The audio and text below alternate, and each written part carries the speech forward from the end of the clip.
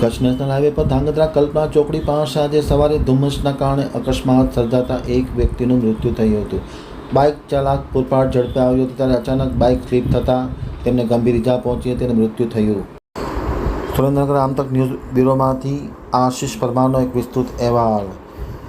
Ahmedabad Kutch highway ધાંગધ્રાની કલ્પના ચોકડી પાસે આજે સવારે અકસ્માત થયો હતો. બાઇક સવાર વહેલી સવારે સ્લીપ થઈ જતાં આ અકસ્માત સર્જાયો હતો. અકસ્માતમાં રામગઢ ગામના યુવાનનું બાઇક સ્લીપ થઈ જવાથી ઘટના સ્થળે મૃત્યુ નીપજ્યું હતું. ધાંગધ્રા તાલુકા પોલીસ દ્વારા ઘટના સ્થળે આવી 108 દ્વારા મૃતદેહને પોસ્ટમોર્ટમ માટે સરકારી હોસ્પિટલમાં મોકલવામાં આવ્યો છે અને અકસ્માત અંગે ગુનો દાખલ કરી ધાંગધ્રા પોલીસ સ્ટેશન દ્વારા તપાસ હાથ ધરવામાં આવી છે. વહેલી સવારે અકસ્માત થતાં ટ્રાફિક જામના દ્રશ્યો સામે આવ્યા હતા. જોકે પોલીસે ટ્રાફિક જામ થયેલને ક્લિયર કરવા માટે મહેનત કરવી પડી હતી. આમ સવારે ખાસ કરીને ધુમ્મસ જેવા વાતાવરણમાં અચાનક બાઇક સ્લીપ થઈ ગયું હતું અને અકસ્માત સર્જાયો હતો.